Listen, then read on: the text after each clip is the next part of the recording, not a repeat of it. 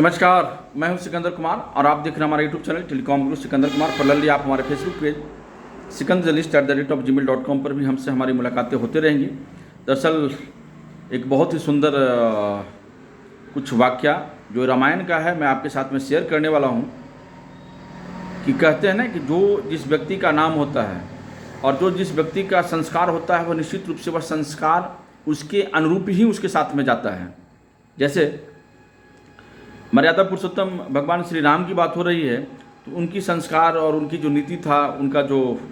ज्ञान था, उनका जो विज्ञान था और उनका जो संस्कार था वो अद्भुत था, अद्वितीय था। उससे उनकी चूँकि मर्यादा का एक मतलब प्रकाष्ठा थे, उनका कोई उसका ना आदि था ना अंत था, है ना। तो संवाद ये है कि सीता जी की जब हरण होती है तो मंदोदरी ने रावण से पूछा कि आप चाहते तो राम का वेश बनाकर आसानी से सीता को ला सकते थे, क्योंकि मैं पहले ही कह रहा हूँ कि जो जिस व्यक्ति जिस संस्कार को अगर निश्चित रूप से उसका प्रभाव उस पर पड़ेगा तो वो माता मंदोदरी जो है रावण से पूछते हैं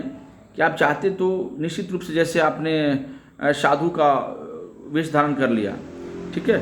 लेकिन आप चाहते तो राम का भी धारण करते थे क्योंकि आप माया भी थे। तो उन्होंने कहा हाँ ये तो बात तुम सही कर रहे हो, पर तो रावण जो है वह कहते हैं कि जब मैंने राम के वेश के बारे में सोचा तब हर स्त्री मुझे माँ जैसा दिखने लगी। यानी रावण का भगवान राम का संस्कार को देखिए, जब वह स्त्री को देखते थे वह स्त्री में सिर्फ माँ ही दिखती थी। तो रावण जब उस संस्कार की सिर्फ कल्पना किया, उस राम के विषय में सिर्फ सोचा, तो सोचिए सोचते ही इस प्रकार का जो है ना स्मृति पटल पर इन चीज़ों का उभरना शुरू हो गया। तो मैंने कहा ना कि नाम और संस्कार पर आप पर निर्भर करता है कि आप क्या करते हैं, उस पर आपकी पूरी की पूरी जो है ना फिल्म और पटकथा जो है वो उसका लिखा जाता है। तो उन्होंने कहा कि मैंने वह रूप त्याग दिया। मैं सोचा था कि मैं राम का ही वेश बना करके उसे मैं उठा करके मैं लेकर के उनको जाऊंगा, पर साधु के रूप में मैं यह समाज को दिखाना चाहता था कि जिस रूप पर आप सर्वाधिक विश्वास है वैसा भी हो सकता है। उन्होंने कहा कि मैं चूँकि साधु के बारे में कहा जाता है कि अच्छे लोग भी हैं बुरे लोग भी हैं, तो यह जो चीज़ें हैं ना हमें बहुत सोच समझ करके हमें विश्वास करना पड़ेगा कि कौन जो साधु जो है वास्तव में अच्छा है और कौन जो है बुरा है, और कौन ये जो धंधा जो है सिर्फ ये पैसे के लिए कर रखा है। तो ये निर्भर इस पर करता है। बहरहाल बहुत मुझे सुंदर लगा, चूँकि ये जो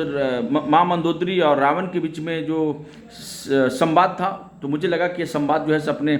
समाज के भाइयों के साथ में भी साझा किया जाए ताकि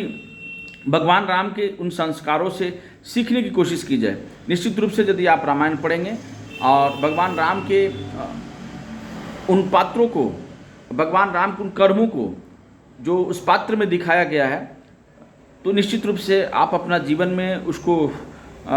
जीवन में आत्मसात कर सकते हैं, और यदि आप लागू करेंगे तो निश्चित रूप से आपका कल्याण जो है से संभव है। जय श्री सीताराम।